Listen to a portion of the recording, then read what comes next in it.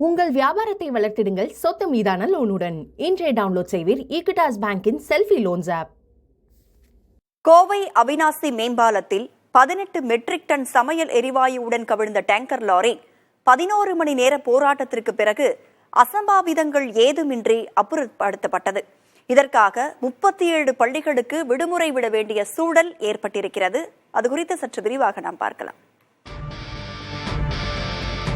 கேரள மாநிலம் கொச்சியிலிருந்து 18 metric ton சமையல் எரிவாயுவை ஏற்றிக்கொண்ட டேங்கர் லாரி கோவை கணபதி பகுதியில் உள்ள பிபிசிஎல் குடோனுக்கு புறப்பட்டது. நள்ளிரவு 2:30 மணியளவில் கோவை உப்பிலிப்பாளையம் மேம்பால ரவுண்டானாவில் திரும்பிய போதுதான் அந்த விபத்து நேரிட்டது. லாரி பக்கவாட்டு சுவற்றில் மோதிய போது டேங்கருக்கும் லாரிக்கும் இடையிலான இணைப்பு துண்டிக்கப்பட்டது. டேங்கரில் இருந்த அழுத்தத்தை அளவிடும் மீட்டர் உடைந்து அதிலிருந்து வாயு வெளியேற தொடங்கியது. இதை கண்ட ஓட்டுநர் உடனடியாக காவல்துறை மற்றும் குடோனின் அதிகாரிகளுக்கு தகவல் தெரிவித்தார். டர்னிங்கில் வளையும் போது அந்த இதில் பின்னு கட்டாயி தள்ளி விட்டு கீழே வந்துச்சு. எனக்கு சொல்கிற மட்டும் 2 சொல்கிற மட்டும் அடிபட்டு. நான் உடனே காவல்துறை கால் பண்ணேன், வந்துட்டாங்க.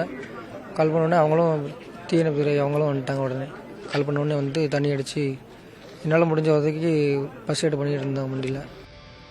நிகழ்விடத்திற்கு விரைந்த காவல்துறையினரும் தீயணைப்புத் துறையினரும் டேங்கரிலிருந்து வெளியேறும் வாயுவை தணிக்க லாரி லாரியாக தண்ணீரை வரவழைத்து பீய்ச்சி அடித்தனர். முன்னெச்சரிக்கை நடவடிக்கையாக பாலத்தின் அணைப்பு சந்திப்புகளும் இரும்பு தடுப்புகளால் மூடப்பட்டன. விபத்து நேரிட்ட 500 மீட்டர் தொலைவுக்குள் இருந்த 37 பள்ளிகளுக்கு மாவட்ட ஆட்சியர் விடுமுறை அறிவித்தார்.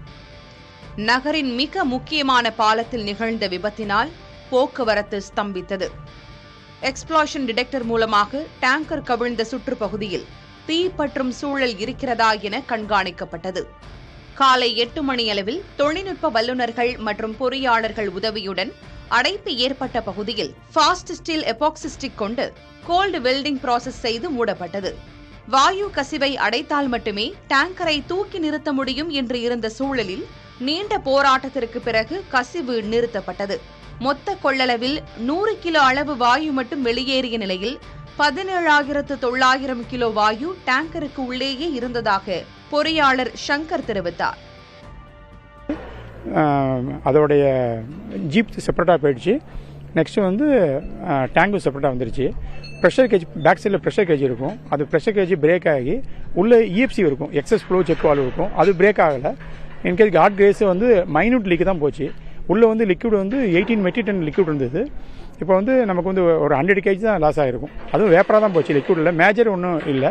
அப்புறம் மார்னிங் வந்து ரெஸ்கியூ டீமில் வந்து நாங்கள் வந்து ப்ரெஷர் கேஜியை அரெஸ்ட் பண்ணிட்டு லீக் அரெஸ்ட் பண்ணிவிட்டு ஆஸ் யூஷுவலாக நாங்கள் ரெஸ்கியூ பண்ணிட்டோம்.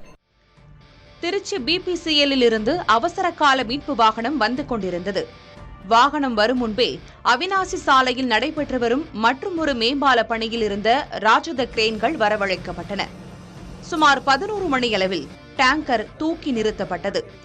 இதனையடுத்து லாரியிலிருந்து இணைப்பு துண்டிப்பான பேஸ் பிளேட் மற்றும் கப்ளிங் தயார் செய்யப்பட்டு கொண்டுவரப்பட்டது. 2 மணி நேர முயற்சிகளுக்கு பிறகு டேங்கருடன் வேறு ஒரு லாரி இணைக்கப்பட்டது. சரியாக மதியம் 1:33 மணிக்கு கணபதி பகுதியில் உள்ள குடோனுக்கு டேங்கர் கிளம்பியது.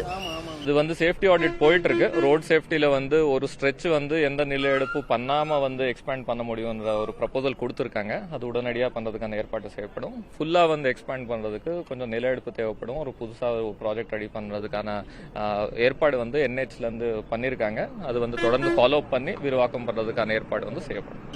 விபத்து தொடர்பாக உரிய விசாரணை மேற்கொள்ளப்பட்டு நடவடிக்கை எடுக்கப்படும் என கோவை மாநகர காவல் ஆணையர் சரவண சுந்தர் தெரிவித்தார். உண்மையிலேயே மெக்கானிக்கல் டிஃபெக்டா இல்ல டிரைவரோட ஃபால்ட்டாங்கிறது இனிமேல் தான் நம்ம அதை எடுத்துட்டு போய் அனலைஸ் பண்ணி தான் நம்ம அது என்ன காரணங்கிறத கண்டுபிடிக்கணும். எஃப்ஐஆர் பதிவு பண்ணியிருக்கோம்.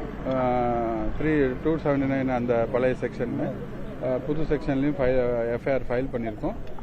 இதுல என்ன அனலைஸ் பண்ணி 3 டிபார்ட்மெண்ட் வந்து அதை பார்த்துட்டு அதுக்கப்புறம் தான் அதுல நடவடிக்கை. மதியம் 1:50 மணியளவில் அவினாசி மேம்பாலத்தில் போக்குவரத்து இயல்பு நிலைக்கு திரும்பியது. சம்பந்தப்பட்ட குடோனுக்கு டேங்கர் சென்று சேரும் வரை தீயணைப்புத் துறையின் வாகனங்கள், அவசர ஊர்தி மற்றும் காவல்துறை வாகனங்கள் அடங்கிய கான்வாய் அனுப்பப்பட்டது. மீட்கப்பட்ட டேங்கர் சம்பந்தப்பட்ட குடோனுக்கு மதியம் 2:20 மணி அளவில் பத்திரமாக கொண்டு சேர்க்கப்பட்டது. புதிய தலைமுறைக்காக கோவையிலிருந்து ஒளிப்பதிவாளர் முத்துப்பாண்டியுடன் செய்தியாளர் பிரவீன். உங்கள் வியாபாரத்தை வளர்த்திடுங்கள் சொத்து மீதான லோனுடன். இன்றே டவுன்லோட் செய்வீர் ஈக்விட்டாஸ் பேங்கின் செல்ஃபி லோன்ஸ் ஆப்.